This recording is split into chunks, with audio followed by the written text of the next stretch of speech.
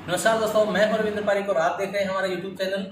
दोस्तों, आज बहुत ही महत्वपूर्ण जानकारी पर हम चर्चा कर रहे हैं। कृपया इसे शेयर जरूर करें, सब्सक्राइब करें और अपने दोस्तों को भी बताएं। दोस्तों, हम आज चर्चा कर रहे हैं किस तरह से हम कुंडली में कौन सी दिशा का कौन सा कारक होता है और वो हमें क्या फायदा और क्या नुकसान देता है।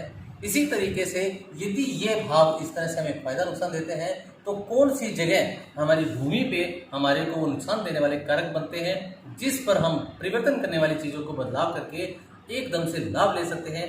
बड़े बड़े उपाय की बजाय अगर हम छोटे छोटे परिवर्तनशील चीज़ों को स्थानांतरित कर दें तो हमें निश्चित तौर पर कुछ ही घंटों में लाभ मिलता है। आइए दोस्तों, हम कैसे लाभ ले सकते हैं इसके बारे में चर्चा करते हैं। मैं आपको बताना चाहूँगा कि यदि कुंडली में इस तरह से हम दिशाएं व्यवस्थित करें तो इस दिशा को इस क्षेत्र में काउंट किया जाता है। देखिए दोस्तों, पूर्व में पहले भाव को काउंट किया जाता है। पहले भाव का कारक पूर्व, इसमें सूर्य माना जाता है। इसी तरीके से उत्तर पश्चिम हिस्सा चंद्र का होता है, वो दूसरे भाव में माना जाता है। तीसरे भाव में दक्षिण हिस्सा होता है, वो मंगल का कारक होता है। इस तरह से चौथे भाव को हम ईशान कोण मानते हैं। ईशान कोण का कारक गुरु माना जाता है। पूर्वी दीवार पंचम भाव से काउंट की जाती है और पूर्वी भाव के बाद आता है छठा भाव। छठे भाव में हम उत्तर को काउंट करते हैं और उत्तर का मालिक बुध माना जाता है। इसी तरह से दक्षिण पश्चिम हिस्सा राहु केतु का माना जाता है, वो सप्तम भाव से देखा जाता है। अष्टम भाव में हम दक्षिणी दीवार मानते हैं। दक्षिणी दीवार हम 8वें भाव से देखते हैं। ब्रह्म स्थान हम 9वें भाव से देते हैं। ब्रह्म स्थान हम मुख्य बीज का भाव मानते हैं। पश्चिम भाग हम 10वें भाव से मानते हैं। पश्चिम दिशा शनि की होती है, अर्थात शनि के पश्चिमी स्थान को इसका अधिपत्य माना जाता है। पश्चिमी दीवार हम 11वें भाव से जानते हैं और इसी तरह से 12वें भाव से हम दक्षिण और पूर्व दिशा मानते हैं। दक्षिण और पूर्व दिशा यानी अग्नेय कोण, इसको हम शुक्र से जानते हैं। इसका अधिपत्य शुक्र होता है। इनमें दोस्तों, जब हम कुंडली में देखते हैं तो किसी ग्रह का छठे भाव में, 8वें भाव में और 12वें भाव में होने से ये सिद्ध करता है कि ये भाव उसको नकारात्मक रिजल्ट देते हैं। हम देखना चाहें कि हमारे घर में ये कौन सी जगह है जो हमें नुकसान देती है, नुकसान के भाव होते हैं। तो आइए दोस्तों, हम वास्तु विज्ञान से समझते हैं कि किस तरह से किस भाव में हमें नकारात्मक रिजल्ट मिलते हैं। दोस्तों, इसमें जो ईशान भाव यहाँ है, इस जगह ईशान होता है, इस जगह उत्तर काउंट किया जाता है। इसे हम वायव्य कहते हैं, इसे पश्चिम कहते हैं और इसे नैऋत्य कहते हैं। इसके बाद इस हिस्से को दक्षिण कहते हैं, जो इतना चौरस हिस्सा है। इस हिस्से को हम अग्नि कहते हैं, जो ये चौरस है, चकोर है। इस चौरस हिस्से को हम पूर्व कहते हैं। बीच के स्थान को हम ब्रह्म स्थान कहते हैं। दोस्तों, इसी तरह से इनके 9 हिस्से किए जाते हैं और 9 हिस्सों को हम अलग अलग तरीके से मानते हैं। दोस्तों, उत्तर जहाँ हम छठा भाव मानते हैं, इस दिशा को उत्तर कहते हैं। इसी तरीके से हम अष्टम भाव दक्षिणी दीवार को मानते हैं। ये दक्षिणी दीवार, इसको हम अष्टम भाव मानते हैं। इस दीवार के सटाकर हम कोई भी नुकसानदायक सामान रखेंगे तो हमें निश्चित तौर पर लाभ नहीं, नुकसान नहीं होगा। अष्टम भाव के बाद आता है 12वां भाव। 12वां भाव हम अग्नि कोण से काउंट करते हैं। इस कोने में जितने भी हम अवशिष्ट गलत चीज़ें या गलत सामान रखेंगे उससे हमें नकारात्मक एनर्जी मिलेगी, नुकसान होंगे। क्या क्या नुकसान होते हैं आइए जानते हैं हम। दोस्तों, यदि हम उत्तर में इस दिशा में यहाँ पे इस एरिया में किचन बनाते हैं तो हमें लॉसेस होते हैं। टॉयलेट बनाते हैं तो लॉसेस होते हैं और डस्टबिन या गंदगी रखते हैं तो हमें बहुत नुकसान होता है। दोस्तों, यह बुध का स्थान होता है। इस जगह पे हमें बुद्धि वाली चीज़ें यानी हरी चीज़ें, ग्रीनरी रखनी चाहिए। यदि ग्रीनरी में भी हम नुकसानदायक चीज़ें रखते हैं, जैसे पायदान हरे रंग का हो या फिर डस्टबिन हरे रंग का हो, बेडशीट हरे रंग की हो, पर्दे हरे रंग के हों, वो हमें इस दिशा में नहीं रखने चाहिए। इस दिशा में आप शुद्ध साफ सुथरी हरे पत्तियों वाले पौधे या बड़े पौधे, हरे पत्तियों वाले बड़े पत्तों के पौधे लगा सकते हैं। यहाँ पर हम बच्चों के खिलौने आदि रख सकते हैं। यहाँ पे हम घड़ी या अच्छी श्रेष्ठ जल वाली फोटो आदि रख सकते हैं या पानी का टैंक रख सकते हैं। इनसे हमें शुद्ध लाभ होता है।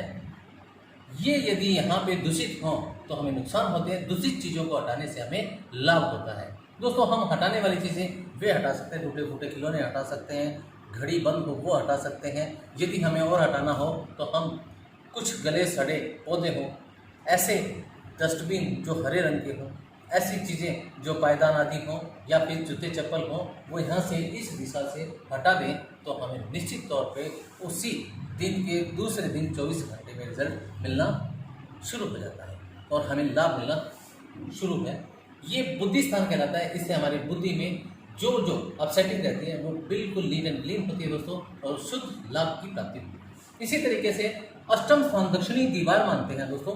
ये दक्षिणी दीवार, इस दीवार में किसी तरह की अलमीरा हो, किसी तरह का इसके सटाकर कोई भी सामान लैट बात किसी भी तरह से रखा हो, बनाया हो और कचरा डालते हो या फिर कोई कचरा पात्र हो, इस दीवार के पास वाटर टैंक हो तो निश्चित तौर पे लॉस होता है। इस तरह की चीज़ें यहाँ पे नहीं होनी चाहिए दोस्तों। यहाँ पे यदि इसी तरह का सड़ा गला सामान, कचरा, डस्टबिन आदि रखते हैं तो उससे निश्चित तौर पे नुकसान होते हैं। जो अभी मैंने उत्तर दिशा में आपको सड़ी गली और बेकार चीज़ें रखने का निषेध बताया, वही इस स्थान पे भी रखने से आपको नुकसान होता है। वो चीज़ें यहाँ से हटाने से निश्चित तौर पे लाभ होता है।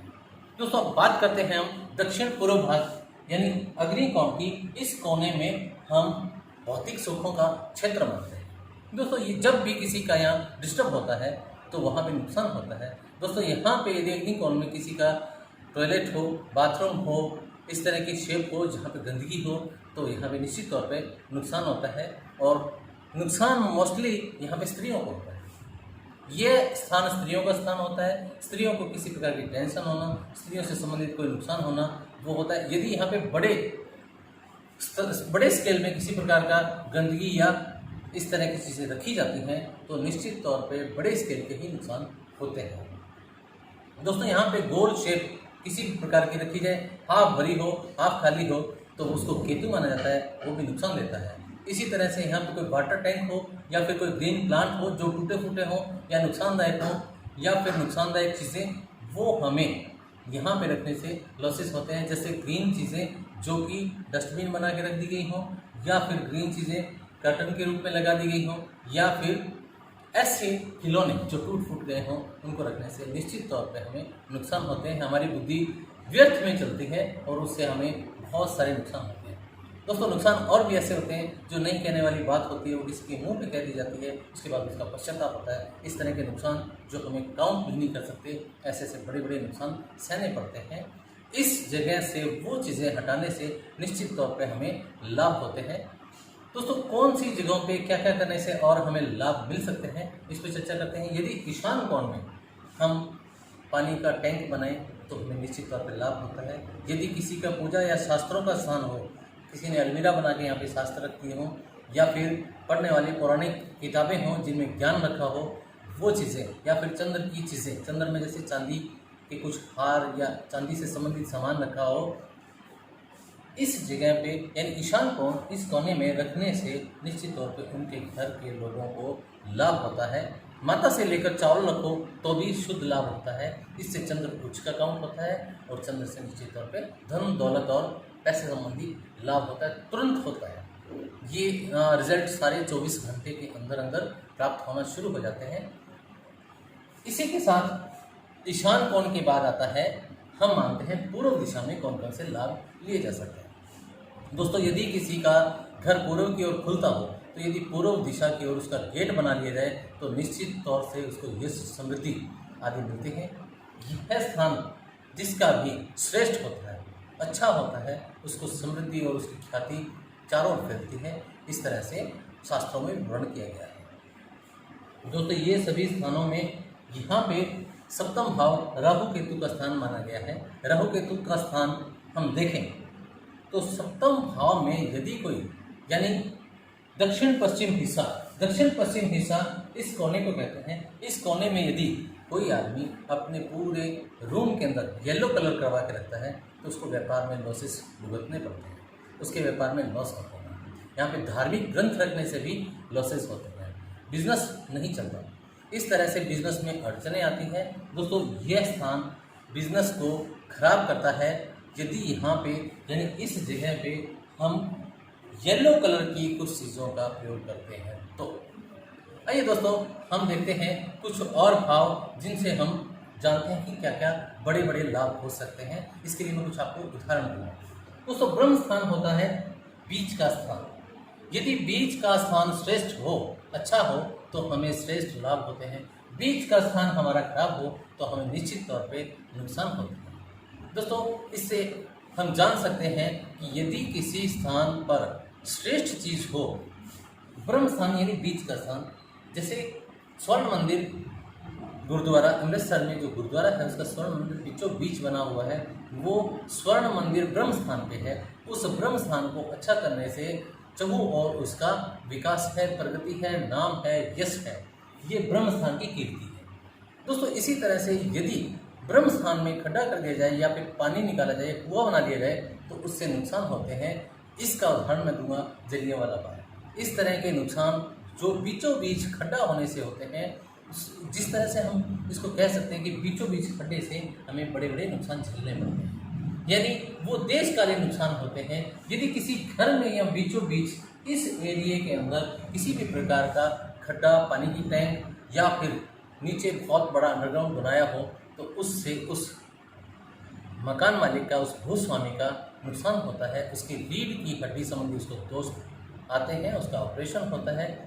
ये ऑपरेशन जैसे हम मकान देखते हैं उससे नहीं कह सकते। इसके लिए वास्तु में उसके कुछ समय के पश्चात उसको नुकसान देने शुरू करते हैं। उसमें हो सकता है 30 महीने लग जाए, हो सकता है 7 साल लग जाए, और 22 साल बाद तो निश्चित तौर पर उसको रिजल्ट मिलता ही मिलता है। दोस्तों, इस तरह के नुकसान बचने के लिए हम इससे इस कोने तक एक लकीर लगाकर ये देख सकते हैं कि यदि उस लकीर के अंदर कोई भी व्यवधान हो तो उस भूस्वामी के, उस मालिक के किसी भी प्रकार का नुकसान होने की क्षमता नहीं रहती। यदि उसमें कहीं ना कहीं कोई अड़चन हो, रुकावट हो, या फिर खड्डा हो, या फिर कोई इस तरह का एलिमेंट खराब करता हो, उससे उसको भूस्वामी को नुकसान होते हैं। उस नुकसान से बचने के लिए हमें वास्तु की कंसल्टेशन लेनी आवश्यक है। इसी बीच हम चर्चा करते हैं दोस्तों, कई बार कई लोगों के वास्तु बिगड़ने से क्या क्या नुकसान होते हैं। दोस्तों, यदि किसी के वायव्य कोण में यहाँ पर गेट हो, इस जगह पर गेट हो, तो इसका स्लोप बनाकर इस जगह को बढ़ा दिया जाता है। इसी तरीके से अगर किसी का दक्षिण दिशा में फेस होता हो और अग्नि की ओर यहाँ गेट हो, तो भी वह घर अलग तरीके से दोष प्राप्त हो जाता है। इस तरह से इन दोनों तरफ यदि किसी का भी गेट हो, यहाँ पर गेट होने से और वहाँ अग्नि कोने में गेट होने से वास्तु पुरुष के घुटने में एक अलग से बढ़ाव मिलता है। इस बढ़ाव से उस घर में जो जातक रहते हैं उनके घुटनों में दर्द होना निश्चित है। इस तरह से ये बढ़ते ही वास्तु पुरुष का घुटना बढ़ जाता है, यानी वास्तु पुरुष का सिर यहाँ, कंधे यहाँ, पैर यहाँ, वास्तु पुरुष का कंधा यहाँ, पैर यहाँ। पैर जैसे ही बढ़ते हैं हड्डियाँ बढ़ती हैं। इसी प्रकार से जो जातक इस घर में रहते हैं उनके पैरों से संबंधित, टखनों से संबंधित प्रॉब्लम्स आती हैं, दिक्कत होती है। दोस्तों, इसी तरह से हम ये मान सकते हैं, अगर किसी का स्लॉप यहाँ बढ़ रहा है या किसी का गेट यहाँ होकर ये बढ़ रहा है, तो उसके भी इसी तरह की पैरों संबंधित, जकड़न संबंधित, पैरों से रिलेटेड समस्याएं आती हैं। इस समस्या को दूर करने के लिए इस जगहों को, इस हिस्से को हमें अलग से निदान करना पड़ता है। उसको हम वास्तु का इलाज कहते हैं। वास्तु में इसके इलाज संभव है। धन्यवाद दोस्तों।